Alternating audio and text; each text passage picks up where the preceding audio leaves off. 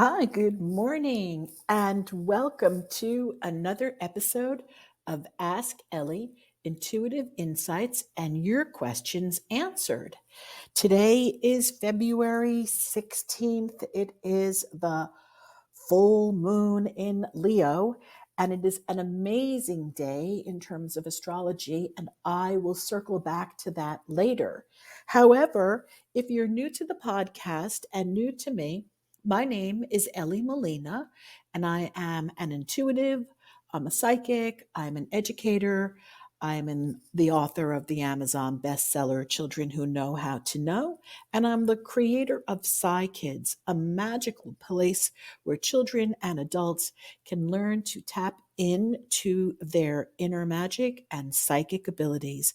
And to learn more about my work, just head on over to Elly, Elly, Molina, Molina.com.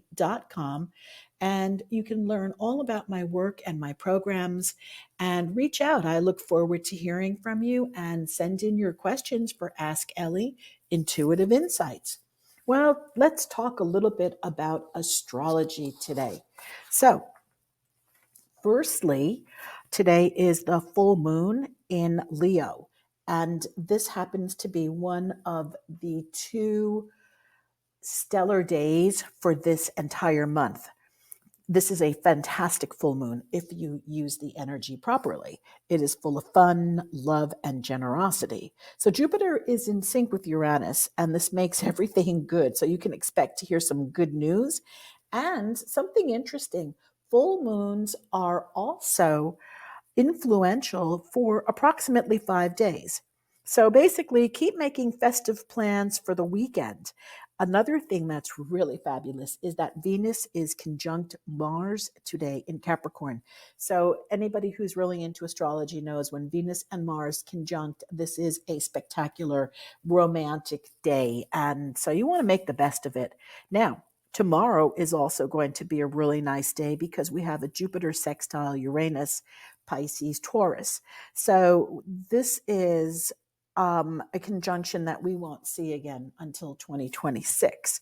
This is an uplifting day. There's hope. There are breakthroughs. So basically, the message from the universe and from astrology is to keep pursuing your dreams. Stay strong, stay courageous, and do not give up. Bob Proctor, the late Bob Proctor, once said the only reason that we don't have what we want in life is a weakness of attention and lack of imagination. And so keep that in mind. Practice letting your attention stay where you want it to be. All right. Anyway, with that in mind, I am so happy to welcome so many of you into the live call today. I've got an awesome guest. So good morning, Josie. Good morning, Deb. And Lindsay, good morning. And I want to introduce our guest today. Her name is Lindsey Scharmyn. And Lindsay, I'm just going to read her bio. I was on her podcast. I'm going to be excited to talk about her and with her and share her with you. So Lindsay struggled through healing from severe childhood trauma and came back transformed in order to bring transformative teaching and healing to students of public schools, and now to students and fans of her shows, Rogue Ways and Middle Path. She offers spiritual services, healings, blessings, courses, orgone, crystal jewelry. Oh, we got to talk about that in a minute, Lindsay. To empower people to uplift and heal themselves. She is the author of 5 books and counting. She's a master teacher. She's got a video and podcast show that she hosts. She's a spiritual guide and an experiencer of other realms and states of consciousness. And she aims to uplift all of herself in order to uplift all of the world. So welcome, Lindsay. Hi. Hi, can you hear me okay? Yeah, it's so clear, so beautiful. So Oh, perfect. thank you for being here today. I Oh, am thank you very so much for having me. It's Oh my really God, lovely. this is a pleasure. So, if anybody goes and catches the podcast that Lindsey has, Rogue Ways, I was Lindsay's guest, and we just kept talking and talking even after the show was over.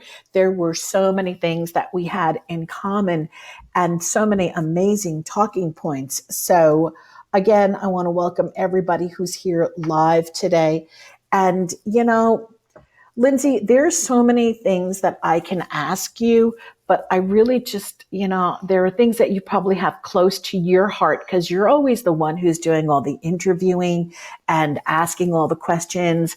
So today, what I'd like to do, believe it or not, is I'd like to turn it over to you and just like go start sharing everything and anything right now. And we and the listeners will jump in and start asking questions. Are you cool with that? Oh, I love that. Yeah. Okay. Perfect. It's so much fun to be on the other side. So Right. thank you. And yeah, you're welcome. And free reign today. Okay. Like just go where you feel like going, let spirit guide you. I mean, this is what your work is all about. So please. Yeah. Well, thank you. I really appreciate it. And, I guess what I'm just thinking about lately is how this journey has brought me to where I'm at right now and how grateful I am for that and how beautiful it's been and how really joyful it's been, and I have obviously frustrations and, things that go wrong and, things that I'd love to continue to uplift in myself. But I really look around me and I'm in this beautiful place in my life. And I'm so grateful because it has not always been that way. And I just lately have been doing so much healing work with people via sound healing and ceremonies and guidance and teaching. And this is all I've ever wanted to do. And here I am getting to do it. And I'm just so happy. So I really want to share that, especially if there's people out there, because I think we have these visions of what we can be and what we can do and what we want to do, and our heart is drawing it towards us. And we almost all of us have nothing but messages that come up within us that say, no, that's stupid, or no, Mm-hmm. you can't do that, or no, no one's Mm-hmm. gonna accept that, or you can't have a house if you do that, you're not gonna get money if you, just nothing but reasons not to do it. And that's so hard, um, because really that's what your heart's calling you towards. That's what your soul wants you to do. Mm-hmm. That's what you came here for, and Mm-hmm. I just want to, I guess I just want to share that and encourage people. There is a way, there is a path towards that, and you can follow it. And it's different for everyone. It's not always, I don't know, it's not always this glamorous, amazing, you're going to live on a yacht and fly around the world, but maybe it is that. I don't know. Yeah. You have to Yeah. follow it to find out. And I definitely didn't think that it was possible for me to, be here having published lots of books, and getting to Mm-hmm. interact with all these people in this way. And here I am doing it. So it really is possible. Absolutely. And there are a couple of talking points that you touched upon right now. So I'm just going to run with a few of them. I know that when I do my work, a lot of times people say, oh, I want to have millions and millions of dollars and et cetera, et cetera. And then when we really start to look at what they want, it's not that they really want the money. They want the lifestyle. They want the freedom that some of the finances offer them. Even if they had the money, they wouldn't want to be traveling on a yacht because they don't like being on boats. But yeah, but yet it's that, oh yeah, I want to be on a yacht. I want to be here. I want to be there. It's really just, I think it's the freedom and the ability to say, yes, I am free. I have the opportunity to create my reality, and I trust creating my reality, and I trust that I'm on the right path. So, with that, can you start to share a little bit about, if you don't mind, just some of the, I guess, the short version of how you got to be where you are today? Because you did, you say in your bio that you came from some trauma, and not that we want to rehash the trauma, but perhaps share a little bit of the journey so that it also inspires people who think that they don't know what there is for them to do. They don't know what their path is, et cetera, et cetera. Yeah. No, it's so powerful. I really, even in the darkest times, I had this, again, this heart and this understanding that there was more to life and that there was something beautiful within it and that all of us were connected to it. And I just kept following the things that felt like that. You know, Yeah. when Yeah. you're joyful and you're happy, like that's nice. But even when you're sad, sometimes someone comes along and they've got a little bit of love to offer you, and you can reach back to that. You can follow that. And when I did that more and more and Mm-hmm. stopped following the other feelings, just more and Mm-hmm. more, Mm-hmm. you go towards that truest self and that highest self. And so even in the dark times, there's always aspects of that reaching out towards you, and you can always reach back towards it. And I'm not saying that's easy, but it does exist. And so that's sort of the short of that section where things were really dark. I just kept reaching Mm-hmm. back towards that light that I felt and knew existed.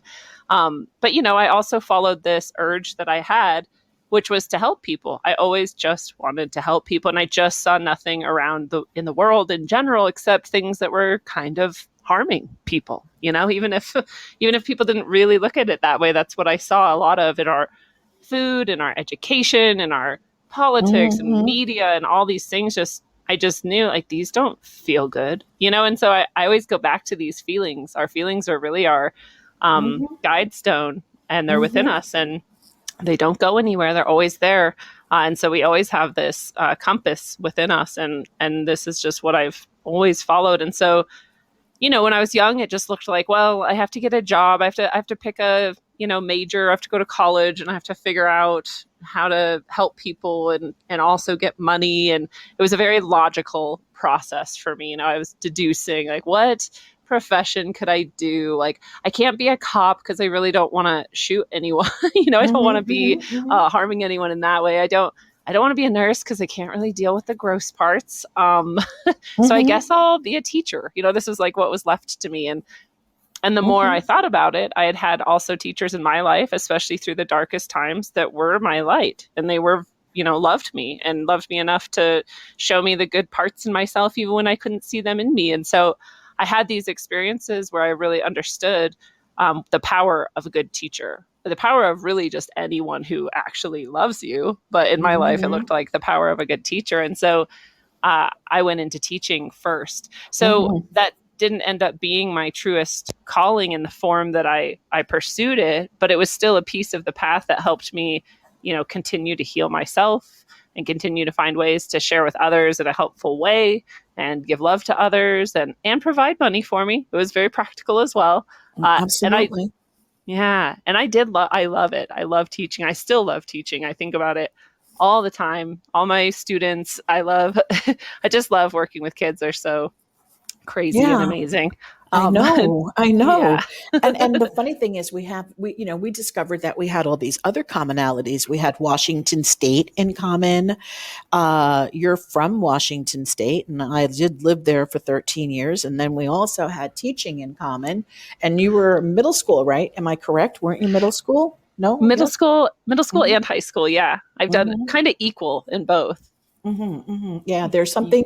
In order to be a middle school teacher, you have to have, this is my opinion, to be a successful middle school teacher, you have to have a certain mentality. Not everybody can handle middle school children.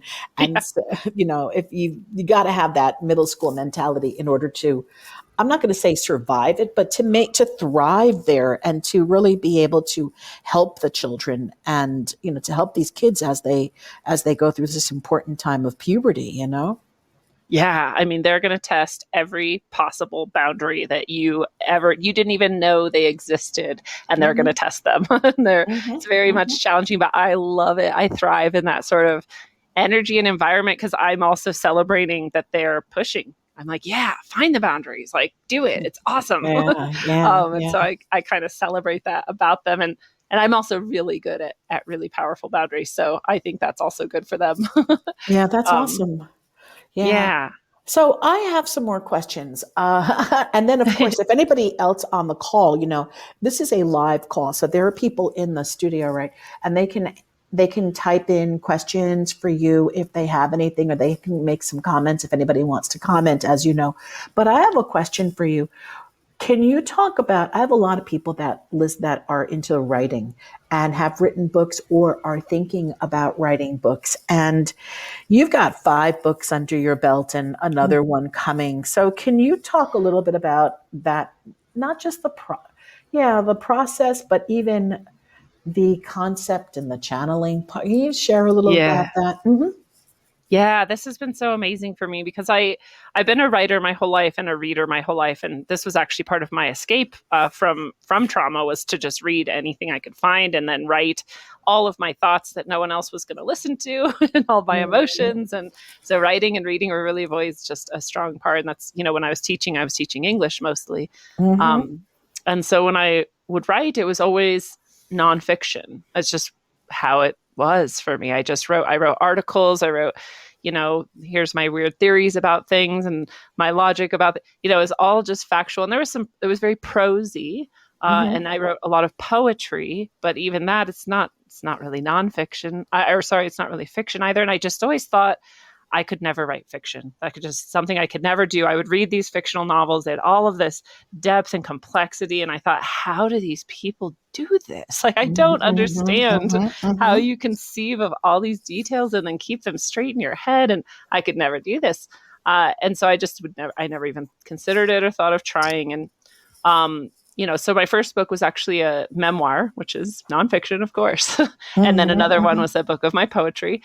And then one day I was sitting in bed, I was daydreaming, and I thought, I've read all these books. I couldn't really think of many more fiction books to read. I love reading fiction, and I love that it can take us places that don't really exist, but they do. You can see the parallels, and it just helps us look at our own world with a little bit more objectivity, actually. And I love that about fiction. And I thought it'd be so fun if someone wrote this book about, what if humans really were much older on the face of the earth than we're told, and what if civilization goes back way further, and sort of the Atlantis story, but maybe even further back than that. And we have this concept of the yugas in Hindu and Vedic culture, that there's these massive time cycles and ages, and they just turn and turn and turn. And we have golden ages, and then we just fall into a dark age, and then we eventually rise back into the golden age, and then we fall into the dark age. And I feel like we're not in the brightest age right now. So maybe we're Mm-hmm. in a Mm-hmm. dark age. And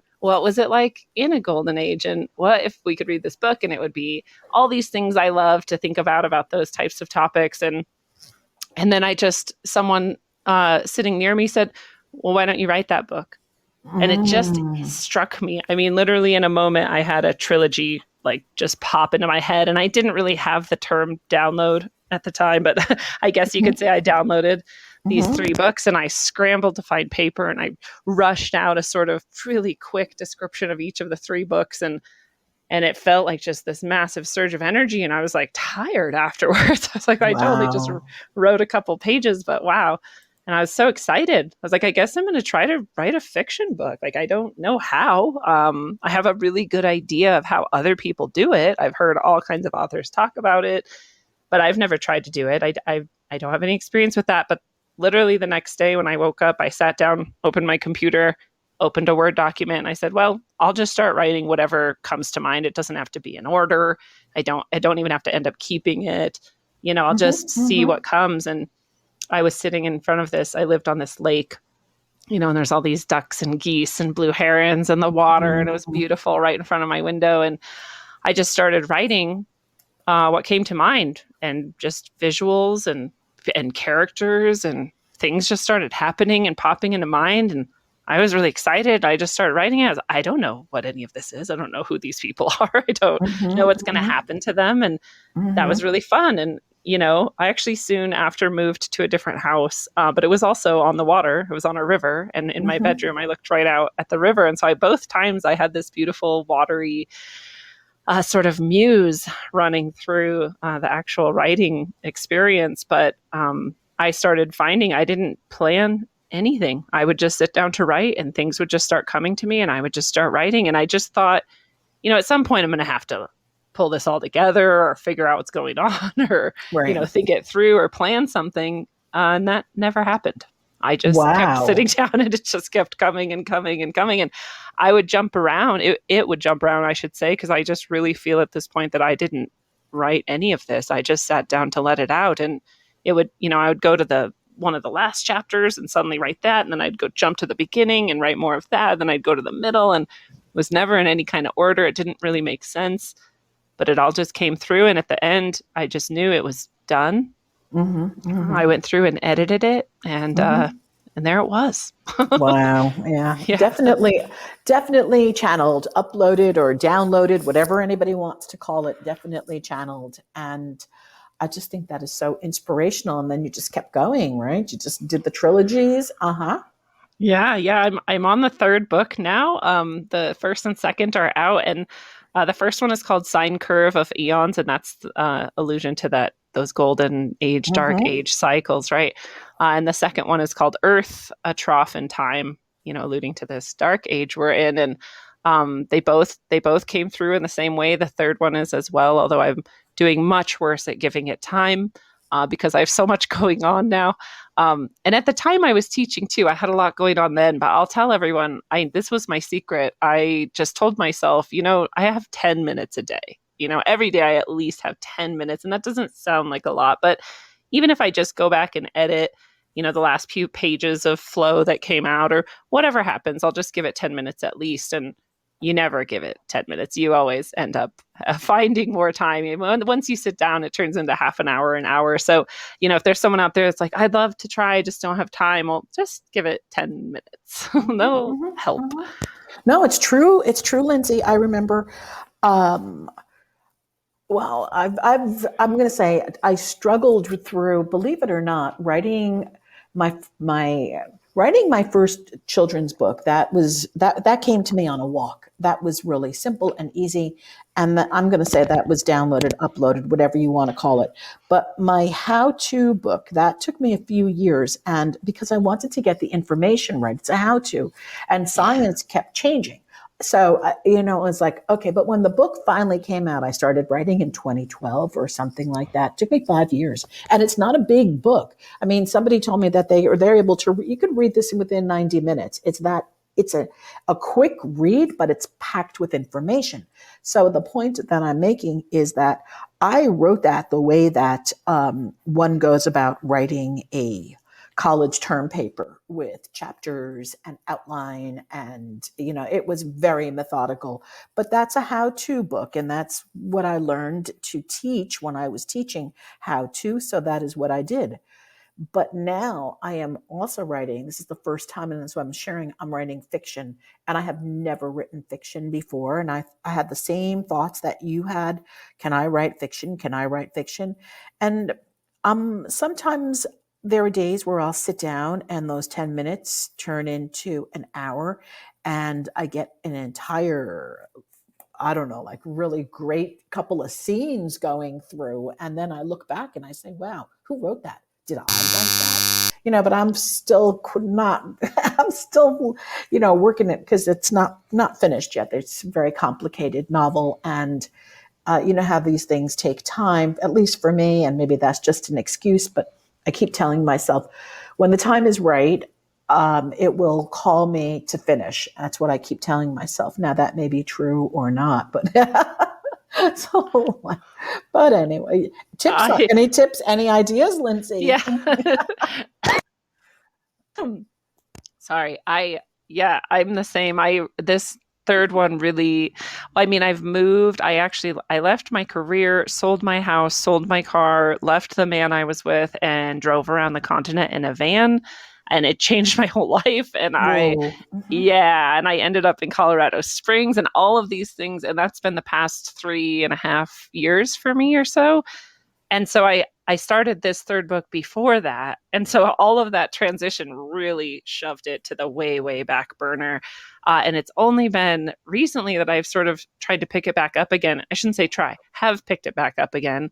And so I commiserate with sometimes you just aren't getting to it, and that's okay. And I used to be scared. I heard this author once talk about, these ideas come to you. They're like muses. They actually exist in some dimension, and you should feel honored when one comes to you, and you are now its, kind of almost servant, and you should just be grateful, and you should do your best to give it all this time and let it out.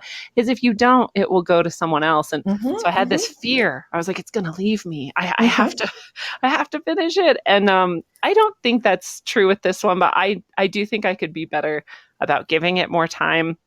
I just think I'm going to have to start scheduling it in, and that feels so weird. That's not how the other ones really happened. They happened, when I could find some time to squeeze in, I would sit down and I would give them that time, but not been doing that for a while. And actually every time I'm working with, like a psychic or an intuitive or a channeler of some kind, they all say the same thing at least once in the session. They say, is there something you're supposed to be writing? You need to be writing this. I'm like, okay, I'm sorry. Yeah, I got to get to that. I got to get to my book. Yeah. I think it was Elizabeth Gilbert who said that, by the way, in her book, Big Magic, where she said these ideas will float, and she had a whole chapter on that. And if you don't grab the idea and run with it, and you don't take advantage of that idea, it's going to go to somebody else. And I think about that in business, because we know that in business, how many times somebody will say, I had that idea and so stole that idea from me. And it's like, no, they didn't steal that idea. You never took any action on it, and it floated away to somebody who took action. Yes. So yeah. And it deserves that, right? It deserves that attention. So I can understand, I can appreciate it. And I definitely could do better on this third book.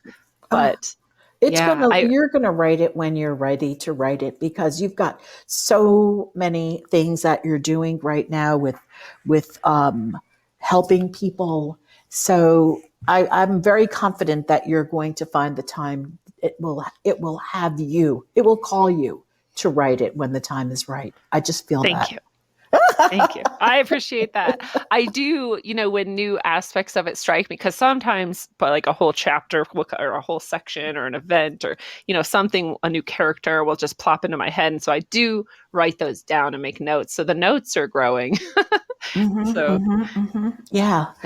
Oh, awesome. Can we switch gears a little bit and talk about, I'm just curious, let's go talk a little bit about your podcast, your show, and then I want a little bit more about experiencing other realms of consciousness. Okay. And then maybe somebody wants to call in, ask you a question, and then of course, obviously you tell people where they can find you. There's just so many things here that we can pull from, but let's move into the what had you create the podcast? Because you've been doing this, 8 years or something now? 9? The podcast is 3.5 years, I think, old. It's just about, I started it just before I left teaching, sold my house, sold my car, and drove around the continent. So maybe 4 years now. Yeah. Oh. So was that Rogue Ways? I thought you've been doing that for 9 years or something. No, for 4 years. Rogue Ways. My website, Rogue Ways, has been up for many, many years. And before it was rogueways.org, it was corysharmyn.com, which is my pen name that I wrote under. So once I started the show and started getting more known for that, I just switched the domain over to rogueways.org. So the site is more than 10 years old, but the show itself is only 4 years old. And I really started it right before I left teaching. And before I even really knew for sure I was going to leave teaching, I had been thinking about leaving teaching for many years, not because I love my students. I love teaching them. I love working with them, but there's just so much else about it that was not good for me anymore. And so, and I started this show because I was just so excited what really happened is I always have thought about consciousness and different states of being. And I've experienced all these, paranormal and, strange things and what people call UFOs and just endless. And I just always have thought, like, why aren't more people talking about these things? It's all that fascinates me, but no one ever really does. And no one really seems to want to. And then also just, consciousness and culture and, different aspects and, even conspiracy and just things that people tend not to really talk about in public. Those are the things I like to talk about. So I found this.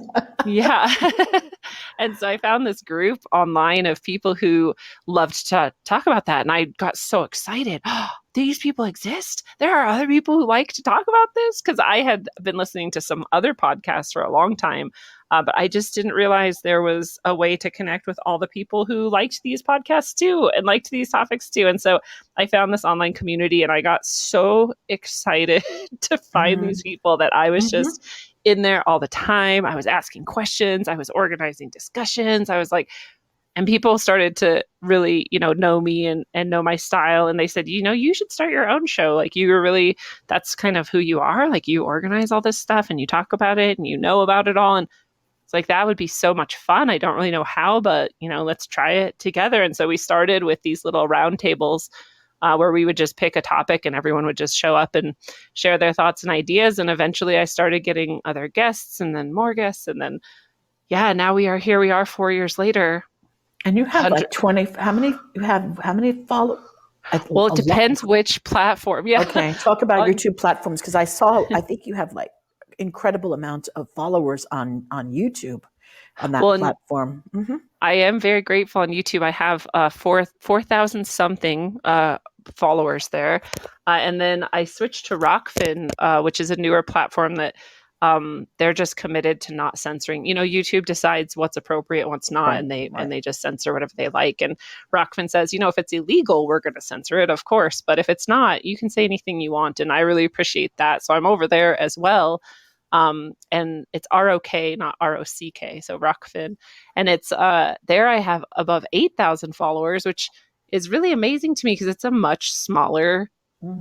base of people. And so it just, I've had people email me for years and say, I was subscribed to you on YouTube, but then I couldn't find you. And then when I finally did, I wasn't subscribed anymore. And I hear this so often. And I know that YouTube does that to some people. So I don't even know what my numbers would be if Hmm. I Hmm. wasn't messed with in this way. And Rockfin seems a little bit more normal to me. I'm above 8,000. And so I've got Wow. that. And then I also use the video.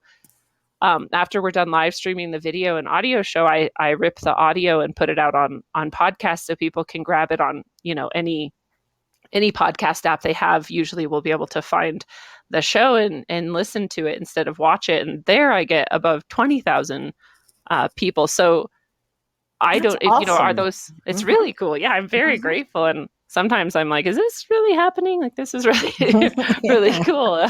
But I'm not sure how many of those are, crossover people and how many actual individual people. I have no idea, but it's very hard to say actually. But yeah, I'm very grateful. It's a lot bigger than I would have ever kind of dreamed. It's crazy. It's great. I just love it. And for anybody listening, please check out Lindsay's station. I'm just going to call it station. Is that okay? Or Yeah. back in the day we would call it stations, right? So Right. can you type it into the I'll put it on the links when for podcast and under YouTube. But if you can type it in here, you see where we have that message. You can put your Yeah. info. You can type in there where you wrote good morning. Can you put your info there so people can find you? Because you've Yes. got some Thank you. fabulous, you got fabulous guests and people. Including There's you. thank you, thank you.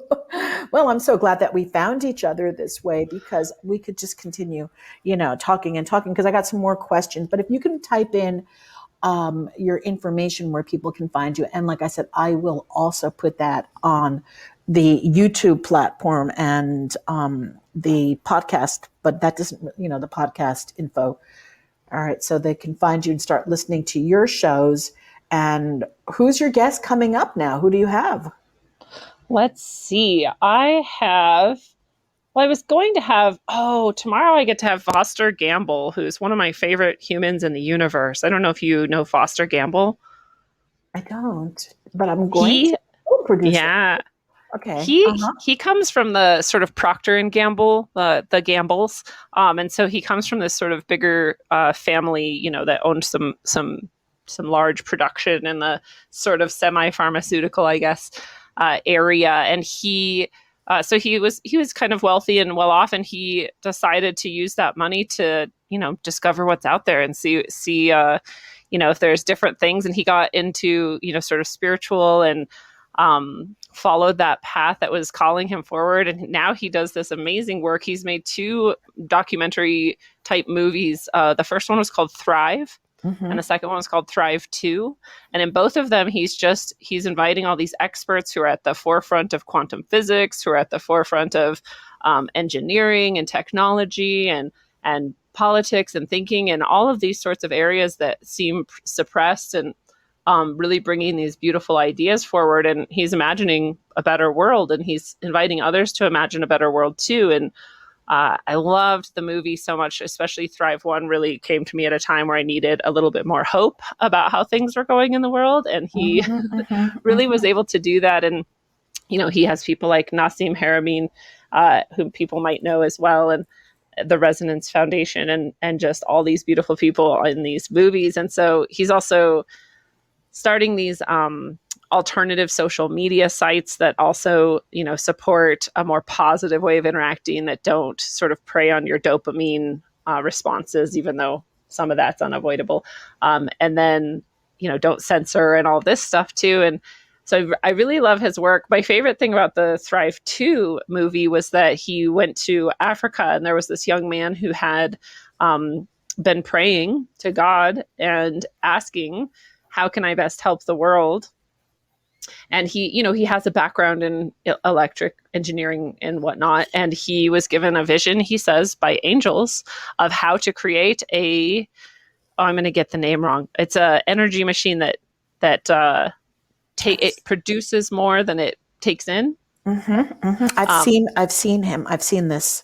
Mm-hmm. Yeah. So Mm-hmm. this is in Thrive 2, and so he talks to this kid. They go and test his machine, and it actually does. They put in very little, and it puts out a lot of energy, and this could just transform the whole world. If we had more energy or free energy, then things would be a lot different. So really exciting things that he finds and is part of, and supporting people to heal themselves and heal the world. And so he's coming on tomorrow. I'll stop talking about Oh, him. And yeah, um, Lindsay, this is exciting. Really yeah. let people know where they can listen to this, because there's going to be so much that they'll be able to learn from him. And so if, again, get your information there so they can join that. They can join you live tomorrow. I know I'm going to be joining you live tomorrow, so I'm going to make sure that I'm watching this. So we'll get that info. I'll get that information out to everybody also then. Mm-hmm. Yeah. Yeah. Awesome. I live stream at 7 p.m. Mountain. So wherever you're at, you can just go to, I think I shared my YouTube, and Rockfin both.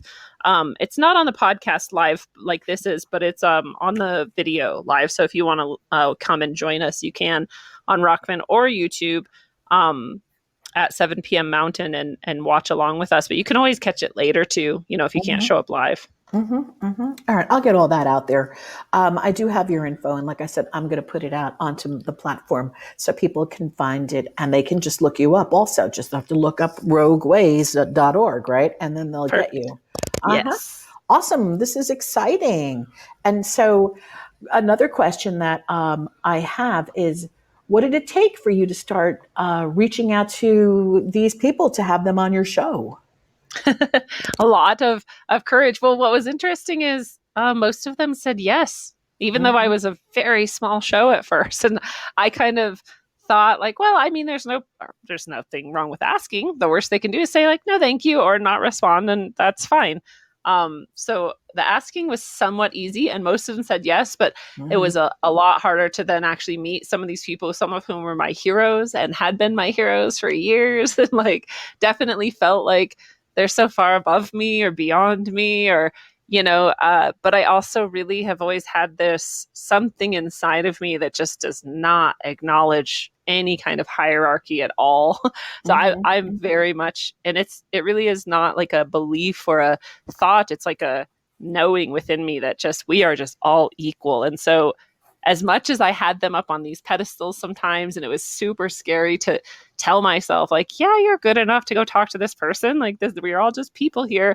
I Yeah. also just knew in Yeah. my heart we're equals. And so I have this inability to do much of anything but talk to people like they're just normal people. And that's awesome, because they are, after all, they just are. It's what we then go and create, about these made believe stories about who people are and that they're unreachable, and give them all of Yes. this, But basically, we're all human and we all function the same way biologically. I remember somebody once told me that a long time ago. If you're ever scared, just picture them being human in some, Yes. and that will Yes. just like just take it all away for you.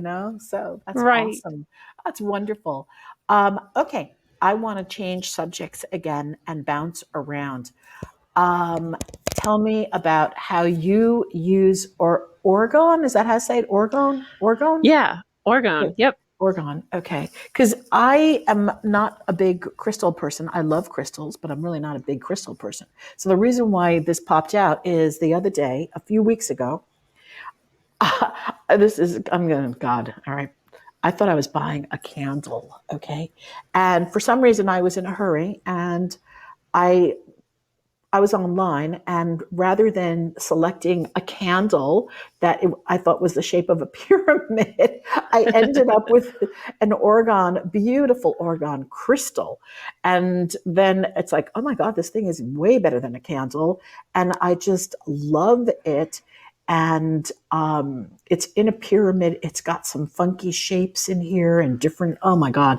Talk to us a little bit about crystals, about orgone crystals. Yes, I would love to. Well, and I'll say there's so many different sort of camps of people with orgone, and some people get really uh, kind of like proprietary and like touchy about it. So I'll just say disclaimer, this is my personal relationship with orgone. And so, you might find others elsewhere. But I'll also say I really am not a crystal person either, but they come to me. They seem to flock to me. And so I've Mhm. become a crystal person because crystals won't leave me alone. And they want Kind to of be how with my, that's. Oh, I'm sorry, I'm interrupting you because now that you're saying that, that is what's happening to me. They just come, yes. and I'm not looking for them, and then they come to me, and it's like, okay, well, I don't even know who you are, right? But I'm going to learn about you. Yes, exactly. I don't know what type this is. I don't know what you're supposed to be for. Um, but I really love doing this too, where I, try not to look at what other people say they're for. I just sit with them and hold them, and I kind of ask them, like, what do you think you're for? Like, what are you for? What are you Mhm, here for in mhm, my life? mhm, And what kind of energy do you feel like you have? And so I like that intuitive sort of connection, and anybody can, if you thought you couldn't do that, you can. You'd free yourself, just trust yourself to have your relationship with these as you'd like to. And it's also okay to get, the books and the things that tell you what they are. There's nothing wrong with mhm, that either. mhm, But with orgone, I had heard of um oh wow, I'm just of course going to blank on his name right at this moment. He's a German scientist that is actually pretty highly suppressed. um it's not rife. Oh gosh. Anyways, maybe it'll come to me. Back, in the last century, at the beginning towards It is. then. It's Willem Reich. Thank you, Wilhelm You're. Reich. Yes. So he was working with what he called orgone energy, and so his work is one thing, and you can call and you can learn a lot about orgone from him. He did great work, and the reason he was so suppressed is because he connects orgone with the orgasm, and of course, we're not allowed to talk about sex or sexual Mhm, energy or mhm, any of these things are highly right. suppressed, and people just Mhm, assume you're crazy or naughty or bad if you're talking about that. So I think that's a big part of why he was so suppressed and demonized. But when you think about it, orgone is just a word that he's using to describe this ever present, eternal energy. It's in every atom, it's everywhere, it's in every body, it's in everything all of the time. And we could also call that the ether. We could mhm, also call that spirit. We could also mhm, call that soul. We could call it chi. We could call it mhm, prana. We could call it mhm, any of these things. They're all the same word for this energy. And so orgone is just one word for this energy. And he found that if you do certain practices, some of them sexual, then you can increase it in your own body. And when you mhm, look at traditions, especially out of India, they have similar practices and beliefs with chi and mhm, prana, and they call it kundalini. Right. mhm, So he mhm. wasn't even, I don't know if he knew that he was talking about the same thing. I don't know if he knew of those practices and that idea, but it's very interesting that these different people from different times can kind of come to the same sorts of conclusions and understandings about these energy flows. Right. So Mm-hmm. if you don't want to look at that side of it, it's also okay, because he found out too that if you layer things in a certain way and you have inorganic layered with organic, then you will also accumulate orgone.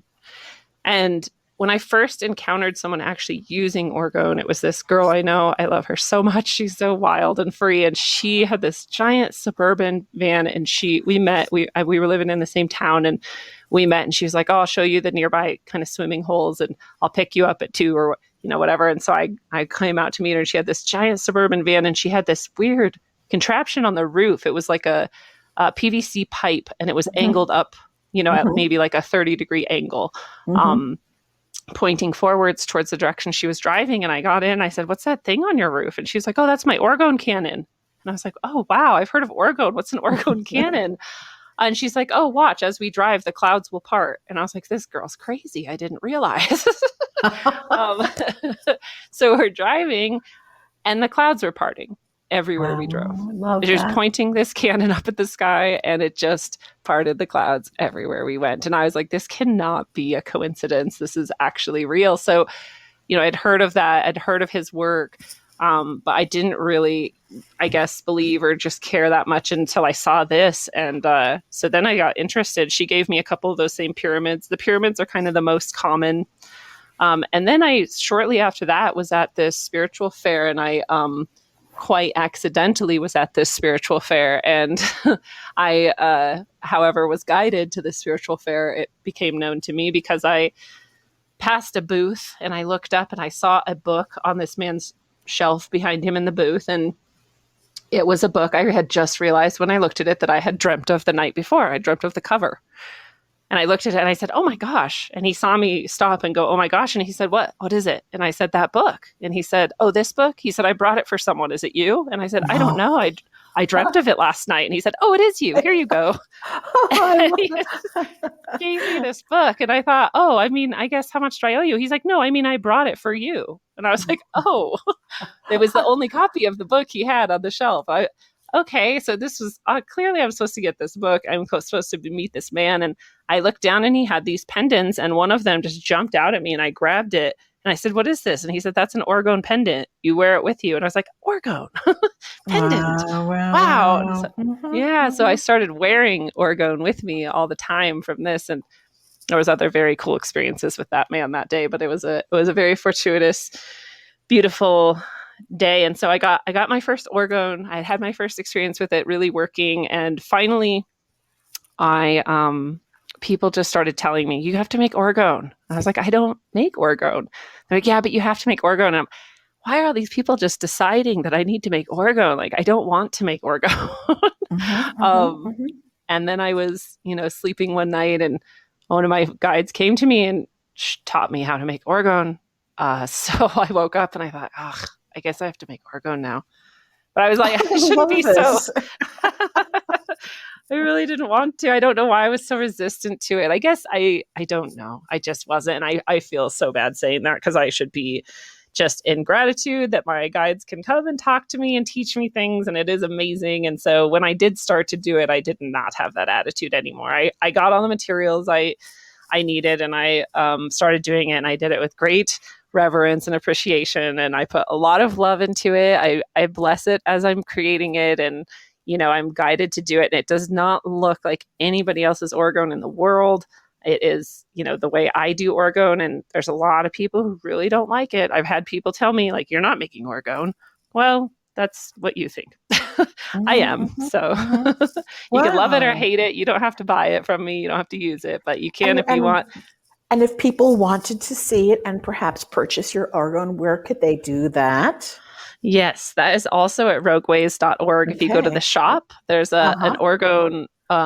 an orgone category in the shop, and I'm actually so excited because I just started doing these beautiful. They're so beautiful. They're candle holders. They're little votive candle holders, and they're orgone, and they're in the shape of a lotus. So they're orgone lotus votives, and they're so amazing. If you go look at them, Oh, and I'm looking at they're them now. This is gorgeous. I love them. Oh This my God, just, this is gorgeous. Yeah, yeah, yeah. yeah. All right, So I love, people. There are some really beautiful lotus votives over here. Great gifts for yourself. These are gorgeous, Lindsay. thank you. Wow. I'm Yes, this amazed by is them and they're wow. powerful. Wow, this is amazing. This is beautiful. I'm excited by this. I didn't know this was here. I mean, I did look at your website, but you know what? I didn't see this. There's a lot there to look at, so I do not blame you. Oh, wow. And this is another thing people say, well, how can you make this so cheap? Because like the pendant I bought was $60, I think, and I think that's pretty common. A pretty small piece of orgone is pretty expensive usually. Hmm. But I'm not attempting to make an empire or a lot of money off them. I just love making them now, and I just love sharing that this is such a powerful energetic accumulator and blessing for people to have. I just want people to have it. Oh my God, So these are gorgeous, Lindsay. And just looking at them, I'm over here, guys. I'm on my laptop looking at these pendants, and not just the pendants. I'm looking at all of the organs, and I'll tell you something. They're sending off a very powerful energy, Lindsay. I am picking up a very powerful energy. So thank you. yeah, this is going to be really beautiful for those people who are using and wearing this. This is going to be very powerful for them, whether they believe in crystals or they don't believe in crystals. I'll tell you that right now. These are powerful. I just feel it looking at it. I can sense it. Wow. Thank you. And I really, I think that that's the truth because I just get out of the way and I just say, okay, what do you guys want? What, guides, allies, like what goes in this one, which crystals, which paper, which plants, whatever. And afterwards I'm sort of looking at it going, oh, wow, like this is really cool. Yeah, So those are gorgeous, girl. They are thank you. gorgeous. Uh-huh. I know some people, I'll just add to some people believe it has an EMF protection quality to it and that, Mhm. 5G or whatever you might be worried about, your Wi-Fi, your phone, that it can protect you from that. And I don't make that claim because I don't know. I've never tested it. I have no idea if that's true or not. But I did have a person who bought a pair of earrings. Some of the orgone pieces I make are earrings, which is really fun too. And she was wearing them and she was gardening outside. And she said she felt something change in the air. And she Mhm. felt something that felt like it was coming towards her and rushing towards her. And the side that it was rushing towards, all of a sudden she felt like it got to her and this earring that she was wearing broke. Oh, And if you know, like you're holding a pyramid or you have one near you, that I this do. material is exceptionally unbreakable. I don't even know Yeah. how you would break it. Um, so that she felt like it was some kind of an EMF thing, like they had turned on a tower or something, and that the earring did protect her from it. So that it's a story. It doesn't. I don't have verification, obviously, but that made me interested to think maybe it does have those properties. I'm not sure. Hmm. Yeah, I don't know. I just know that the one that I'm looking at over here, I've got it at my desk where I work, and it has started to change something for me. I Wow. obviously cannot put these changes into words just yet, but I Yeah. do feel an energy shift, and I feel a difference when I'm near it. Let's put it like that. Okay. When Yeah. the two of us are near each other, there's a shift and a change in my energy. So I keep it here where I work. And again, like I said, I thought I was buying a candle. Yeah, I love that. It was like I'm going to sneak into her life somehow. Exactly. Exactly. That's wild. Okay, Lindsay, tell people where they can find you. We are at the end of our time, and this has been unbelievably quick. This conversation has been easy. It's just been a conversation. And so, if anybody wants to reach you again, how can they find you? I know that I've said it again, but say it one more time. Yes. No, I'm so grateful. Thank you. And I love for people to reach out if you have a question or comment or, anything like that. You can go to rogueways.org and there's a contact form there and you can just send me a message. And, I'm also at lindsay@rogueways.org is my email address. And just everything I do is on rogueways.org, but there's a lot there to sift through. So if you Mhm. are just looking for the show or you just want to watch or listen, you can go to rockfin.com/rogueways. and that's the best place. You can also go to YouTube, and if you're going to search for Rogue Ways, put it in quotation marks, because if you don't, it probably won't come up, and it's just how it goes there. Um, and those are the best ways really to find me and reach out and contact me and see anything else. I will tell you too, I do custom orgone creations as well. So if people have very specific, like I want these crystals and these colors and these intentions, and none of the pieces that are already up there sort of fit, you can also get something that suits you perfectly. So last thing I'll say, the books, if you're interested in any of those books, they're on Amazon and Barnes and Noble, but I also sell them directly from me, and I always write a little inscription in them to you too. That's a little channeled message. So if you want to get it directly from me, you can do that as well. Yeah, beautiful site. So much to offer. So many things here, Lindsey. So gorgeous. I am so grateful that you were with us today. And I am so glad and grateful that you're able to share your gifts, because I think this is just what so many people need to help them uplift to their next, to wherever it is that they're going.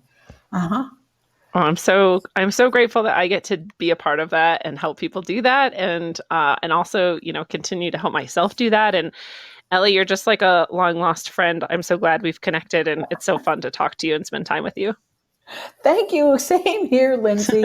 So I want to thank everybody joining us live, and I want to thank Lindsey one more time. So please go find her, and thank you all for being here, and I look forward to seeing you all again. All right. Bye, everybody. Thank you, Lindsey. Bye, everyone. Thank you, Elly. Okay, bye-bye.